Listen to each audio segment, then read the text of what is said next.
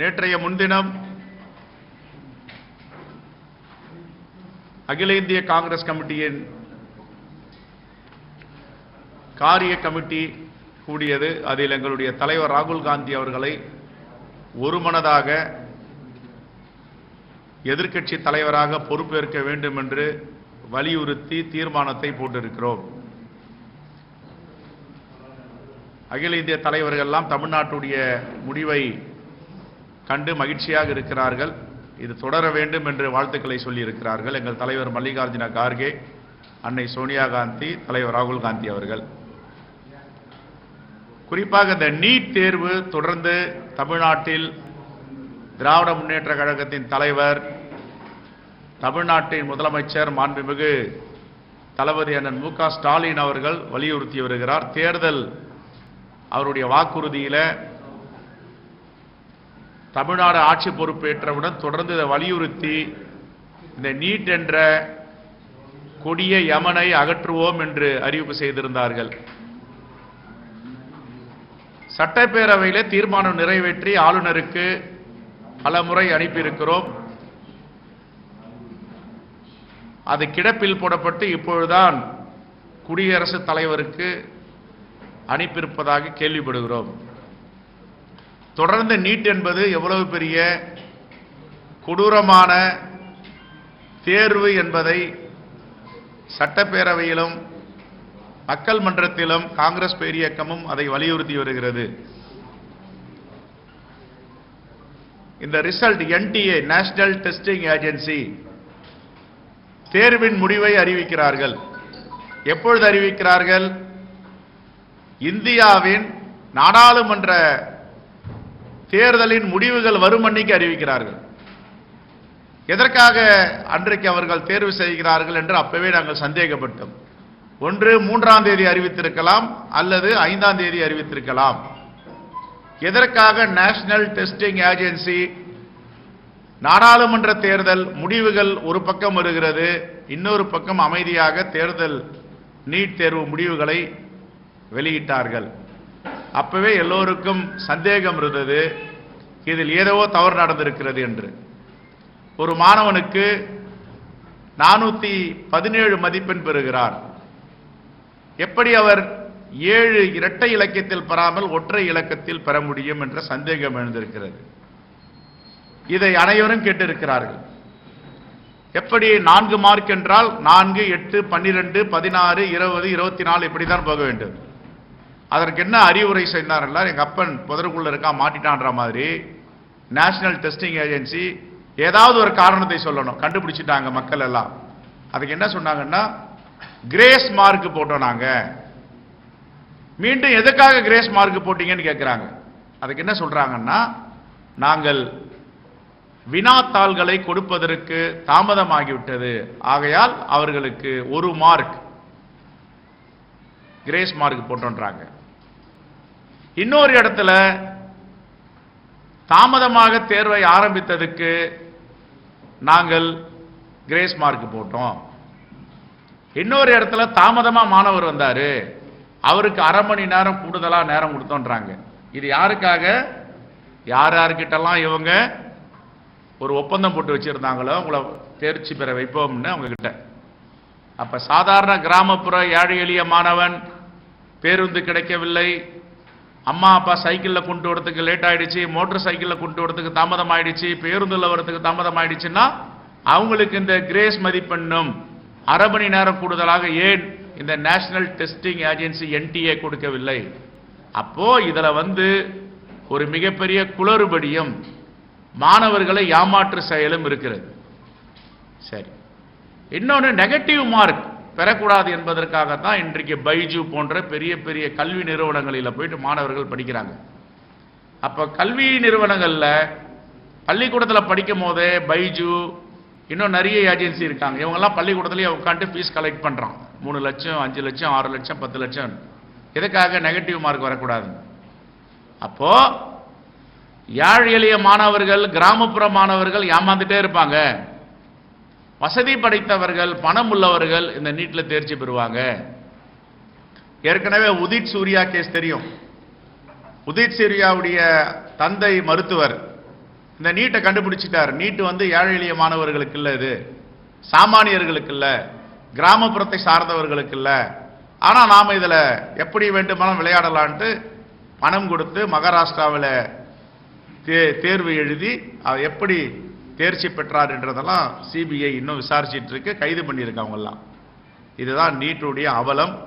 மாண்பு முதலமைச்சர் நேற்று கூட தமிழ்நாட்டுக்கு மட்டுமல்ல எல்லா மொழிகளிலும் இதை மொழிபெயர்த்து எல்லா மாநிலங்களுக்கும் அனுப்பியிருக்கிறார். அது வரவேற்கத்தக்கது. எங்களுடைய தலைவர் ராகுல் காந்தி அவர்களும் இந்தியா கூட்டணி ஆட்சி அமைத்தவுடன் அந்தந்த மாநிலங்களுக்கு தேவை என்றால் நீட் தேர்வை நடத்தி கொள்ளலாம், இல்லை என்றால் விட்டுவிடலாம், இது மாநில உரிமை என்று சொல்லிவிட்டார். இதுதான் மோடி அவர்கள் இந்த நீட்டை உடனே அகற்ற வேண்டும். இரண்டாவது, இந்தியா பாதுகாப்பு. இந்தியா பாதுகாப்போடு இருக்கிறது. பண மதிப்பிழப்பு கொண்டு வந்தவுடன் தீவிரவாதிகள் கொட்டம் அடங்கிவிட்டது, தீவிரவாதமே இந்தியாவில் எங்கும் தலை தூக்காது என்று பரப்புரையில் கூட சொன்னார். ஆனால் நேற்று ஒரு பக்கம் ஒரு பதவி ஏற்றுட்டு இருக்காரு குடியரசுத் தலைவர் மாளிகையில்.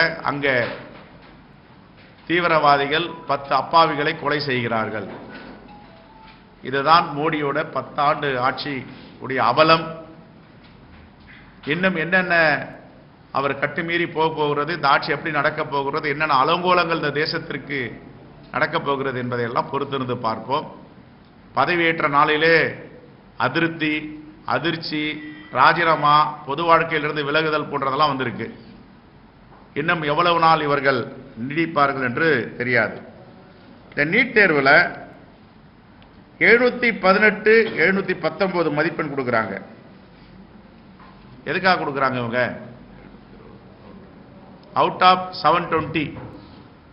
அந்த 718 ஓகே, 19 எப்படி வந்துச்சு? அதான் கிரேஸ் மார்க்ன்றாங்க. ஒரு மார்க் அவருக்கு அதிகமாக கொடுக்கணும். சென்டம்னா 20 கொடுத்துருக்கலாம். இப்படிப்பட்ட ஃப்ராடுலண்ட் ஏஜென்சி தான் நேஷனல் டெஸ்டிங் ஏஜென்சி. இது வந்து முழுக்க முழுக்க சந்தையில் உடைய சூழ்ச்சி, வர்த்தகத்தின் சூதாட்டம் என்று காங்கிரஸ் பேரியக்கம் இதை சொல்லுகிறது. தமிழ்நாட்டில் இருந்து இதை உடனே அகற்ற வேண்டும். சந்தையில் மிகப்பெரிய சூழ்ச்சி நடக்கிறது. வர்த்தகத்தில் மிகப்பெரிய வியாபாரம் வணிகமாக மாறிவிட்டது. இந்த நீட்டை உடனே அகற்ற வேண்டும். இதை தொடர்ந்து மாண்பு முதலமைச்சர் அவர்கள் குரல் கொடுத்து வருகிறார். அதே போன்று நேற்றைக்கு பதவியேற்பு விழா பார்த்திருப்பீங்க. பதவியேற்பு விழாவில் முக்கிய விருந்தினர்கள் அரசாங்கத்தை சாராதவர்கள், அரசியல் கட்சியை சாராதவர்கள் எல்லாம் உட்காந்துருந்தாங்க. ரொம்ப முக்கியமானவங்க 2 பேர் பிரதானமாக மோடி பக்கத்தில் பின்னாடி இருந்தாங்க.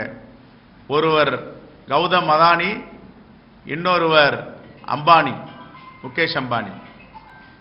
ஆனால் தேர்தல் பரப்புரையில் கரீம் நகரில் மே 8ஆம் தேதி தெலுங்கானால பேசுறார். என்ன பேசுறாரு? வேன்ல வந்து அதானியும் அம்பானியும் காங்கிரஸுக்கு பணம் கொடுத்திருக்காங்க, டெம்போல இந்த பணம் எல்லாம் போயிருக்கின்றார். எங்க தலைவர் ராகுல் காந்தி அவர்கள் உடனே அறிக்கை கொடுத்தார். அப்படி எந்த டெம்போவில் வந்திருக்கிறது, உடனே நீங்கள் அமலாக்கத்துறையை அனுப்பி விசாரணை நடத்துங்கள். அதுக்கு விசாரணை நடத்தல, அதுக்கு பதிலே கிடையாது. ஆனா நேற்றுக்கு இவங்க 2 பேரும் மோடி அருகில் அமர்ந்திருக்கிறார்கள். இதுதான் மோடியுடைய நாடகம், மோடியுடைய உண்மைக்கு புறம்பான பிரச்சாரம், வெறுப்பு அரசியல். ஏதாவது ஒன்று, ஒரு பிரதமராக இருக்கிறோம் வாய்க்கு வந்ததெல்லாம் பேசலாமா? ஒரு தலைவராக இருக்கிறோம் எப்படி வேணாலும் பேசலாமா? அம்பானியை பத்தி அதானியை பத்தி டெம்போல பணம் அனுப்பினார் காங்கிரஸுக்கு சொல்லிட்டு நேற்று பக்கத்தில் உட்காந்துருக்காரு. ஏன் விசாரணை செய்யவில்லை? இதெல்லாம் மிகப்பெரிய அவமானம் பாஜக. ஒரு சாதாரண வட்ட செயலாளர் பேசலாம், ஒன்றிய செயலாளர் பேசலாம். 10 ஆண்டுகள் பிரதமராக இருந்தவர், ஒரு தலைவராக இருப்பவர் இப்படி எப்படி பேச முடியும் என்ற கேள்வி எழுகிறது. ஆகவே மணிப்பூரில் மீண்டும் கலவரத்தை கட்டவிழ்த்து விட்டிருக்கிறார்கள்.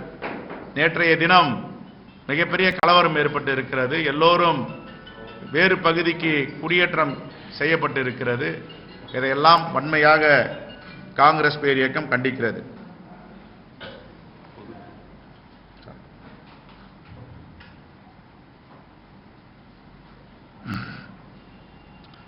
நாளைக்கு காலை 11 மணிக்கு சென்னை காமராஜருடைய அரங்கத்தில் தேர்தலுக்கு பிறகு காங்கிரசுடைய முக்கியமான பொதுக்குழு செயற்குழு நடக்க இருக்கிறது. அதில் ஏறக்குறைய 1500 பேர் கலந்து கொள்ள இருக்கிறார்கள்.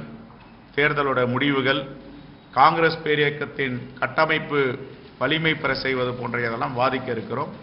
எங்களுடைய அகில இந்திய பொதுச் செயலாளர் திரு டாக்டர் அஜய்குமார், டாக்டர் ஸ்ரீவில்லி பிரசாத் வர கலந்து கொள்ளுகிறார்கள் புதுடெல்லியிலிருந்து.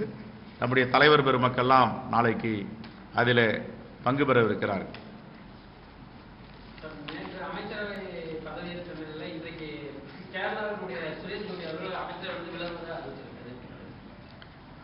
இப்பதான் சொன்னாங்க கேரளாவில் அக்கௌண்ட் ஓபன் பண்ணியிருக்கோம், கால் பதித்திருக்கோன்னு. இன்னைக்கே அவர் அமைச்சர் வேண்டாம், பார்த்துருப்பார் ஒரு நாளில் பாஜகவுடைய சவகாசம் எப்படி இருக்கு, ஆட்கள் எப்படி இருக்காங்கன்னுட்டு. ஆபத்தானவங்க, தேசத்திற்கு எதிரானவர்னு புரிஞ்சிருப்பாரு. ஆகையால எனக்கு அமைச்சர் பதவியே வேண்டாம், கேரளா மக்களிடம் பதில் சொல்ல முடியாதுன்னு தூக்கி எறிஞ்சிட்டு வெளியே வந்திருக்காரு.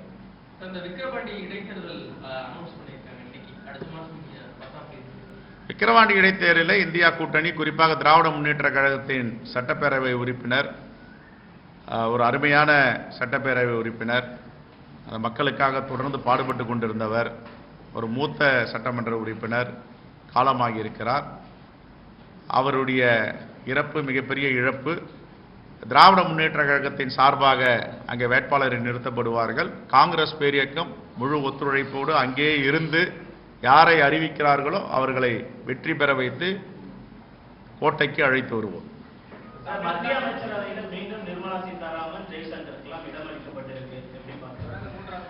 அக்கா தமிழிசை சவுந்தரராஜன், ஏற்கனவே சொன்ன தமிழிசை சவுந்தரராஜனை மேதகு ஆளுநராக இருந்து நீ ராஜினாமா பண்ணிட்டு போயிட்டு தென் சென்னையில் போட்டிடுங்கன்னு ஆணையிட்டது அவங்க தலைமை. அதே போன்று முருகனை, முருகனை நீ போயிட்டு நீலகிரியில் போட்டிடுனாங்க. நிர்மலா சீதாராமனுக்கு ஒரு நீதி, ஜெய்சங்கருக்கு ஒரு நீதி, விளிம்பு நிலையிலிருந்து சென்றிருக்கின்ற முருகனுக்கு ஒரு நீதி, ஒடுக்கப்பட்ட சமூகத்திலிருந்து சென்றிருக்கின்ற தமிழிசைக்கு ஒரு நீதி. இதான் பாஜக RSS உடைய சித்தாந்தம். கட்சிக்காக உழைத்து குரல் கொடுத்து வெயிலிலும் மழையிலும் அலைந்த தமிழிசையை கைவிட்டு விட்டார்கள். மாநில பிரிவினைவாதை பேசுவதும் மாநிலத்துக்கு எதிராக செயல்படும் நிர்மலா சீதாராமனை அமைச்சராகி இருக்கிறார்கள். இதுதான் பாஜக. பாஜகவோட வாக்கு வங்கியை குறித்து பேசுவதற்கு செல்வ பெருந்தலுக்கு அதிகாரம் கிடையாது. மீறி பேசினால் அவருடைய பின்புலம் ஆராயப்படும். தாராளமா ஆராயிட்டோம். அவர் கொஞ்சம் தான் சொல்லியிருக்காரு, நிறைய இருக்கு, சந்திப்போன்னு சொல்லுங்க. ஏன்னா அவருக்கெல்லாம் எப்படின்னாங்க, ராஜாலாம் அவருடைய தலைமுறை, அவருடைய பாரம்பரியம் வேறு, எங்க பாரம்பரியம் வேறு. நாங்கள் 2000 ஆண்டுகளாக போராடி போராடி இந்த இடத்துல வந்திருக்கோம். அவங்க அப்படி கிடையாது. தேச தந்தையே கொலை பண்ணுவாங்க. மகாத்மா காந்தியை யார் அவங்களுடைய மூதாதையர்கள் கொலை பண்ணாங்க, அவருடைய வாரிசு அவர். அந்த வாரிசு அப்படி தான் பேசுவார், வெறுப்பு அரசியலை பேசுவார்.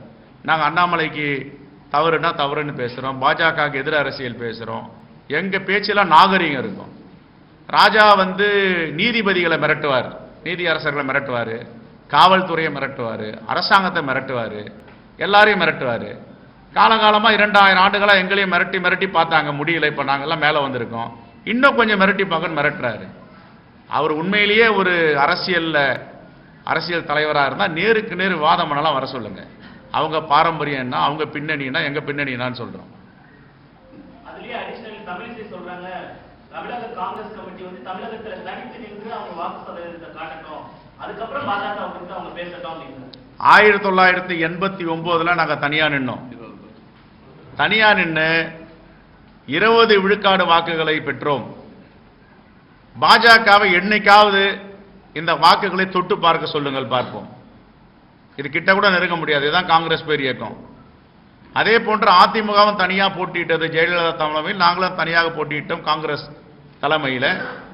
நாங்கள் பெற்ற வாக்கு சதவீதம் என்ன, அவங்க பெற்ற வாக்கு சதவீதம் என்ன, நாங்கள் வாங்கிய சட்டப்பேரவை உறுப்பினர்கள் எவ்வளவு, அவர்கள் பெற்ற சட்டப்பேரவை உறுப்பினர்கள், ஒரே ஒரு சட்டமன்ற உறுப்பினர் தான் இடையில வித்தியாசம். அந்த அளவிற்கு அதிமுகவிற்கும் எங்களுக்கும் நிகரான வாக்கு வங்கி ரொம்ப நீண்ட நெடிய காலம் 67, 70, 77 இல்ல, 89 நடந்திருக்கு. நாங்கள் தொடர்ந்து கூட்டணியில் இருக்கிறோம். இந்த தேசத்தை பாதுகாக்க வேண்டும் என்பதற்காக ஒரு நல்ல முயற்சியில் இறங்கி இருக்கோம்.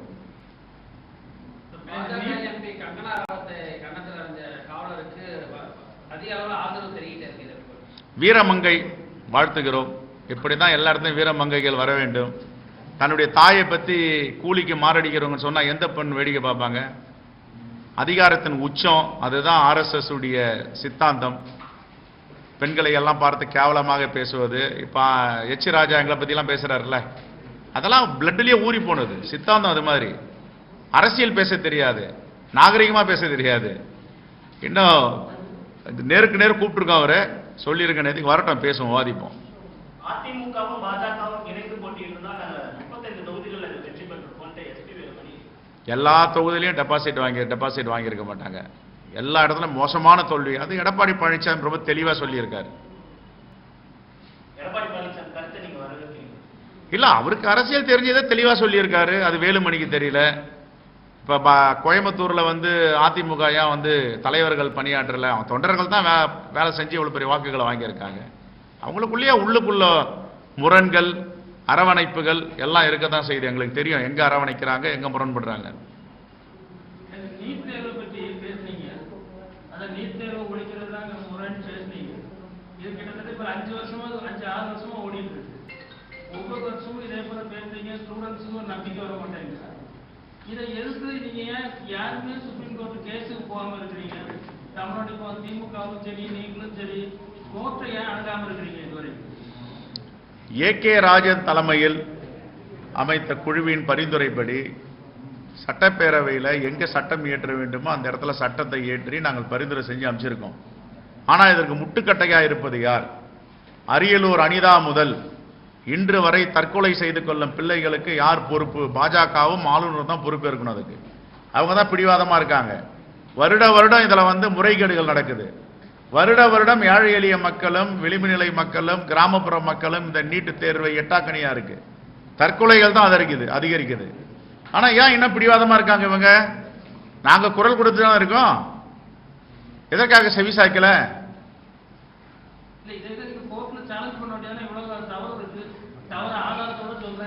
இல்ல, நீதிமன்றத்திலே அணுகி இருக்காங்க. ஏற்கனவே நான் இன்னும் கொஞ்சம் விவரமா சொல்றேன். இதை ஆல் இண்டியா மெடிக்கல் சயின்ஸ் இவங்க என்ன பண்ணாங்க? முதல்ல வியாபம்னு ஒரு ஊழல் வந்துச்சு. அதற்கு முன்னாடி மாடர்ன் டென்டல் காலேஜ்னு ஒரு உச்ச நீதிமன்றத்தில் ஒரு வழக்கு வந்தது. எதற்காக வந்ததுன்னா, அப்ப கேத்தான் தேசாய்னு ஒருத்தர் இருந்தார். அந்த கேத்தான் தேசாய் அனுமதி மீறி எந்தவித வரைமுறை இல்லாமலும் அனுமதி கொடுத்துட்டாரு. ஃபெசிலிட்டிஸ் எங்கேயுமே கிடையாது. மருத்துவக் கல்லூரியில் ஊழல் பெருகுதுன்னு தனியார் மருத்துவக் கல்லூரி. அப்ப நம்முடைய பாட்டாளி மக்கள் கட்சியை சார்ந்த அன்புமணி ராமதாஸ் மக்கள் நல்வாழ்வுத்துறை அமைச்சராக இருந்தார். அப்போ ஒரு பெரிய இஷ்யூ போச்சு. அதற்காக பாராளுமன்றத்தில் நிலை குழு ஒன்று அமைச்சாங்க. இதில் என்ன சொன்னாங்கன்னா, அப்போ டெஸ்டிங் ஏஜென்சி மூலமா ஒரு தேர்வு வைக்கணும் அப்படின்னு ஒரு கருத்தை கொண்டு வந்தாங்க. இதுல காங்கிரஸ் பேரியக்கத்திற்கு உடன்பாடு கிடையாது. அது autonomous body Indian Institute of Medical சயின்ஸ்க்கு நமக்கும் சம்பந்தம் கிடையாது. அவங்க தனியா ஒரு முயற்சி செஞ்சாங்க. அந்த முயற்சி செஞ்சவங்க நீதிமன்றத்துக்கு போச்சு. நீதிமன்றத்துக்கு போடணும், இது தேவையில்லைன்னு விட்டுட்டாங்க. காங்கிரஸ் பேரியக்கம் ஆட்சி விட்டு போன பிறகு RSS இயக்குகின்ற சங்கல்ப் என்ற ஒரு NGO, அந்த சங்கல்ப் இயக்கம் தான் உச்ச நீதிமன்றத்தை அணுகுறாங்க. என்ன அணுகுறாங்க? நீட்டு தேவை இப்ப இருக்குல்ல, இது பின்னாடி வணிகம், சூழ்ச்சி, வியாபாரம் எல்லாத்துக்கும் தலைமை தாங்குற RSS சங்கல்ப உள்ள அனுப்புறாங்க. அந்த சங்கல்ப் NGO இதை ஏன் நீட்டை கொண்டு வரக்கூடாதுன்னு சொல்றாங்க. உடனே புதிய அரசு வந்துருச்சு. மோடி அரசு நான் கொண்டு வரேன்ட்டாங்க. இது கூட்டு சதி. RSS பிஜேபியும் சேர்ந்து சங்கல்ப் என்ற இயக்கத்தை NGO பெட்டிஷனரா போட்டு இவங்க ரெஸ்பாண்டண்டா போயிட்டு நீட்டை கொண்டு வந்தாங்க. உச்ச நீதிமன்றத்தில் முடித்து வைக்கப்பட்டது. இப்பவும் திராவிட முன்னேற்ற கழகத்தின் சார்பாக உச்ச நீதிமன்றத்தில் வழக்கு தொடர்ந்து இருக்காங்க. எல்லோரும் தெரியாம காங்கிரஸ் தான் கொண்டாந்தது, காங்கிரஸ் கொண்டாடல. காங்கிரஸ் காலத்தில் முடித்து வைக்கப்பட்டது. பிஜேபி ஆட்சிக்கு வந்த பிறகுதான் சங்கல்ப் என்ற NGO மூலியமா பெட்டிஷனர் ஆக்கி இவங்க ரெஸ்பாண்டண்டா போயிட்டு நீ அடிக்கிற மாதிரி அடி, நாங்க அழுவுற மாதிரி அழுவுறோம் நீட்டை உள்ள கொண்டு வந்தாங்க. இதை பலமுறை சட்டப்பேரவையில் பேசியிருக்கோம், அனைத்து கட்சி கூட்டத்தில் பேசியிருக்கோம்.